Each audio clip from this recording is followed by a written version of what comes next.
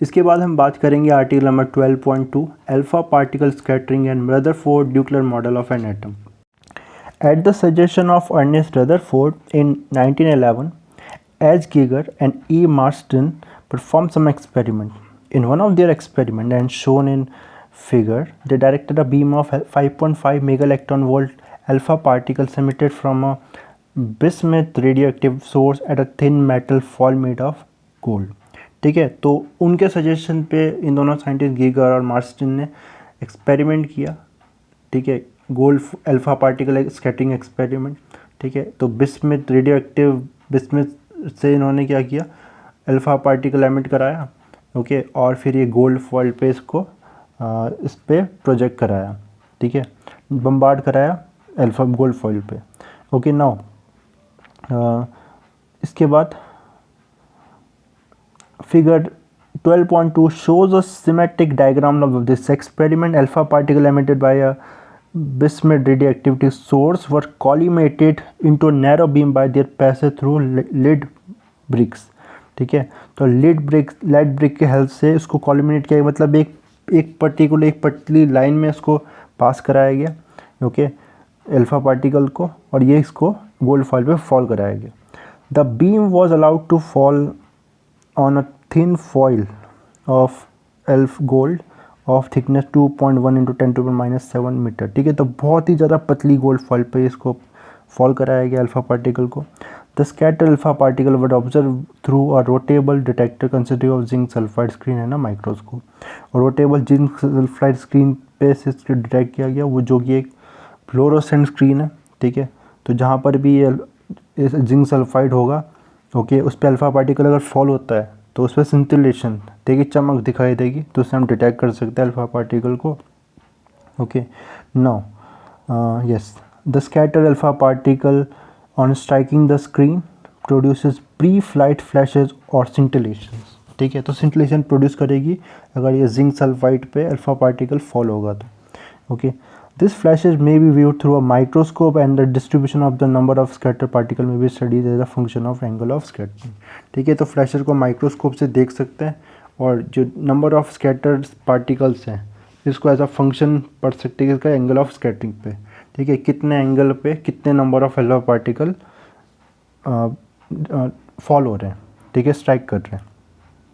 ठीक है, तो ये एक और डायग्राम से आप देख सकते हो, अल्फा पार्टिकल 8 ब्रिक से इसको कॉलिमिनेट कराई, एक फाइन लाइन में इसको पास कराया गया। फिर उसके बाद डिटेक्टर की हेल्प से हमने देखा गया कि इस एंगल पे कितने अल्फा पार्टिकल इसमें फॉल हो रहे हैं। ओके, इसके बाद a typical graph of the total number of alpha particle scattered at different angles in a given time interval of time as shown in figure. ठीक है, तो ये फिगर में हम देखेंगे। ठीक है, अलग अलग एंगल पे कितने, ठीक 20 डिग्री 40 डिग्री पे कितने number of alpha particle detect हुए। Okay, so now the dots in this figure represent the data points and the solid curve is the theoretical prediction based on the assumption that the target atom has a small dense positively charge nucleus. तो ये dot जो है, ये जो हमें data obtain हुआ, इस angle पे इतने नंबर ऑफ अल्फा पार्टिकल्स मिले। ओके, और ये जो ग्राफ है ये थ्योरेटिकल प्रेडिक्शन से पे बेस्ड है। ठीक है, कि एटम में जो न्यूक्लियस था वो हमने ऐसा प्रेडिक्ट किया कि थ्योरेटिकल ऐसा प्रेडिक्ट किया गया था कि डेंस है, पॉजिटिव चार्ज है, स्मॉल है। ठीक है, और जो इस ऑब्जर्वेशन से भी हम देखेंगे मैच करेगा। Many of the alpha particle through the foil pass through the foil, it means that they do not suffer any collision. ठीक है, सो ज़्यादातर अल्फा पार्टिकल फॉइल से पास हो गए। ठीक है, और उनमें कोई भी डिफ्लेक्शन नहीं आया, उनमें कोई कोलिजन नहीं हुआ। Only about 0.14% of the incident alpha particle scattered by more than 1 degree. ठीक है, तो बहुत कम अल्फा पार्टिकल 0.14% ही अल्फा पार्टिकल 1 डिग्री से स्कैटर्ड हुए। ठीक है, स्मॉल एंगल से स्कैटर हुए। And about 1 in 8,000 reflect by more than 90 degree. और 8,000 में से सिर्फ एक अल्फा पार्टिकल ऐसा था जो 90 डिग्री से ज़्यादा स्कैटर हुआ। ठीक है, Rutherford argued that to deflect the alpha particle backward it must experience a large repulsive force। ठीक है, और रदरफोर्ड ने ये बोला कि अगर अल्फा पार्टिकल को बैकवर्ड डिफ्लेक्ट करना है तो उसे बहुत लार्ज रिपल्टिव फोर्स एक्सपीरियंस करना होगा। This force could be provided if the greater part of the mass of the atom and its positive charge were concentrated lightly at its center. ठीक है, और ये फोर्स तभी प्रोवाइड हो सकता है अगर जो एटम का जो हैवियर पार्ट है, ठीक है, मास का जब सबसे ज़्यादा पार्ट है वो कहाँ पर हो और पॉजिटिव चार्ज कहाँ पर हो, सेंटर पे, एक छोटे से सेंटर पे कंसनट्रेट हो, मतलब मास सेंटर पे होगा बहुत छोटी सी जगह पे, जिसको उन्होंने न्यूक्लियस बोला. Then the incoming alpha particle could get very close to the positive charge without penetrating it, and such a close encounter would result in a large reflection. ठीक है, तो फिर क्या होगा, जो अल्फा पार्टिकल उस पॉजिटिव चार्ज के बहुत क्लोज आ जाएगा, ओके, और उसे पेनिट्रेट नहीं कर पाएगा, क्योंकि अगर मास बहुत पूरा का पूरा छोटे से पार्ट में होगा उसे पेनिट्रेट नहीं कर पाएगा, और क्या होगा, वो डिबाउंड कर जाएगा, डिफ्लेक्ट कर जाएगा, वापस चले जाएगा. ठीक है, this agreement supported the hypothesis of the nuclear atom. ठीक है, और इसने इस हाइपोथेसिस ने किसको सपोर्ट किया कि एक न्यूक्लियस होगा, किसमें, एटम में एक न्यूक्लियस होगा. This is why Rutherford credited with the discovery of nucleus, और इसलिए हम न्यूक्लियस की डिस्कवरी का क्रेडिट को देते हैं, रदरफोर्ड को देते हैं इस हाइपोथेसिस के लिए. ठीक है, in Rutherford nuclear model of the atom the entire positive charge are considered in the nucleus with electron some distance away. तो रदरफोर्ड मॉडल न्यूक्लियर मॉडल में क्या है, पॉजिटिव चार्ज कहाँ कंसनट्रेटेड है, न्यूक्लियस में कंसनट्रेटेड है, और इलेक्ट्रॉन कुछ डिस्टेंस पे है nucleus. The electron would be moving in orbits about the nucleus just as the planet do around the sun. और इलेक्ट्रॉन कैसे मूव कर रहे हैं, जैसे कि प्लैनेट्स मूव कर रहे हैं around the sun. Rutherford experiment suggested the size of the nucleus to be about 10⁻⁻15 to 10⁻⁻14 metre. ठीक है, और उनकी स्टडीज़ के, उनके एक्सपेरिमेंट ने ये सजेस्ट किया कि न्यूक्लियस का साइज़ कितना होगा, इस साइज़ में होगा, 10⁻⁻15 से लेके 10⁻⁻14 इस रेंज में होगा. From kinetic theory the size of an atom was known to be 10⁻⁻10 metre, about 10,000 to 100,000 times larger than size of the nucleus. ठीक है, और काइनेटिक थ्योरी के अकॉर्डिंग, ठीक है, एटम का साइज़ कितना प्रिडिक्ट किया गया था, 10⁻⁻10 मीटर एटम का साइज. ठीक है, ये न्यूक्लियस का साइज है, ये एटम का साइज, जो कि 10,000 और 100,000 टाइम्स है न्यूक्लियस के size. Okay, thus the electron would seem to be at a distance from the nucleus about 10,000 और 100,000 times of the nucleus itself. ठीक है, इसका मतलब क्या है, इलेक्ट्रॉन की तो डिस्टेंस में 10,000 और 100,000 times the size of the nucleus itself. ठीक है, इतनी दूर पे है atom. Thus, most of the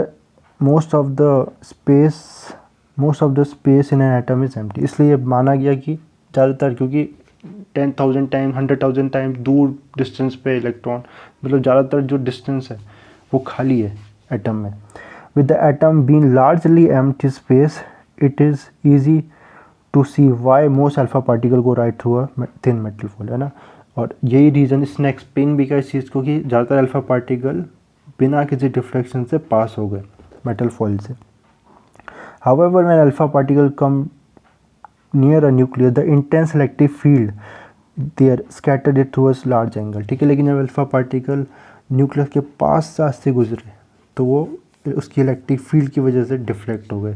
ठीक है, एक लार्ज एंगल से स्कैटर हो गए. The atomic electrons being so light do not appreciably affect the alpha particle.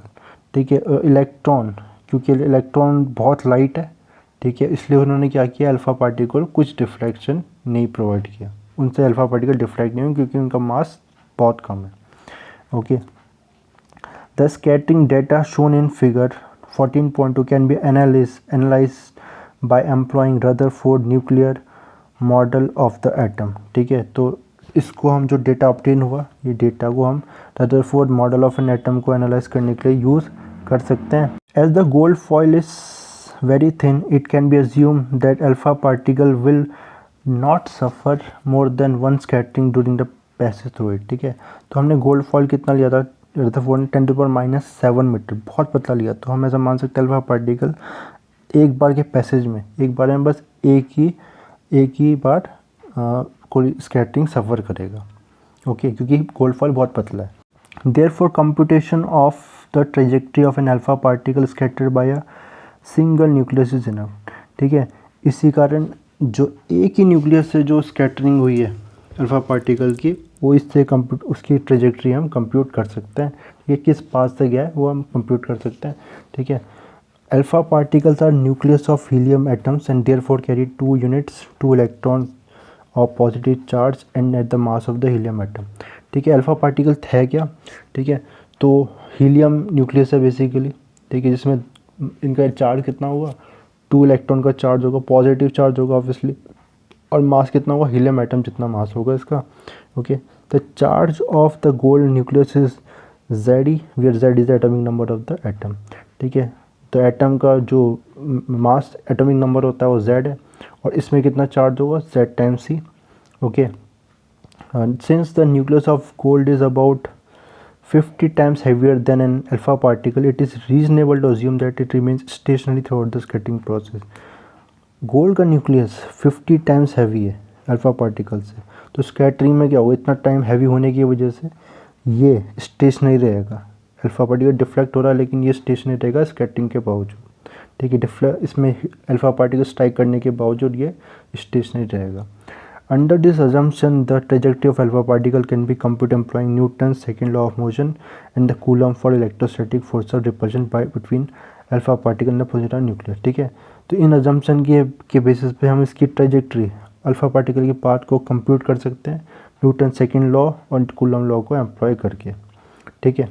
Now और मैग्नीट्यूड कितना फोर्स लगेगा अल्फ़ा पार्टिकल पे, ठीक है, तो ये फोर्स हमें पता है, फोर्स इज 1/, फर्स्ट चैप्टर हम पढ़ चुके हैं कूलम लॉ से, 1/4 पाई एप्सिलॉन, मिसप्रिंट है यहाँ, 1/4 pi epsilon not, Q1 Q2, Q1 क्या है, अल्फ़ा पार्टिकल का चार्ज 2E, गोल्ड न्यूक्लियस का चार्ज Zd/r², ठीक है, जिसमें R क्या है, R है distance between alpha particle and the nucleus, ठीक है, अल्फ़ा पार्टिकल और न्यूक्लियस, ठीक है। अभी हम देखेंगे अल्फ़ा पार्टिकल न्यूक्लियस को अप्रोच करेगा, डिस्टेंस ऑफ क्लोजेस्ट अप्रोच, और फिर वो डिफ्लेक्ट हो जाएगा, ये आर वो डिस्टेंस है अल्फ़ा पार्टिकल और न्यूक्लियस के बीच में distance.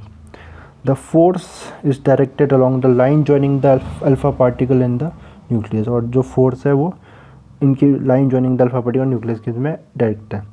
The magnitude and direction of the force of an alpha particle continue changes as it approach the nucleus and reject away from it, है ना। और उसका जो फोर्स का जो मैग्नीट्यूड है और डायरेक्शन है, जैसे अल्फ़ा पार्टिकल उसको अप्रोच करेगा वैसे वैसे कम होता जाएगा, ठीक है, वे चेंज होता जाएगा, और जैसे वापस जाएगा अल्फ़ा पार्टिकल डिफ्लेक्ट हो गए वैसे वैसे चेंज होता जाएगा, ठीक है। अल्फ़ा पार्टिकल ट्रेजेक्ट्री के बारे में हम नेक्स्ट पैराग्राफ में डिस्कस करेंगे।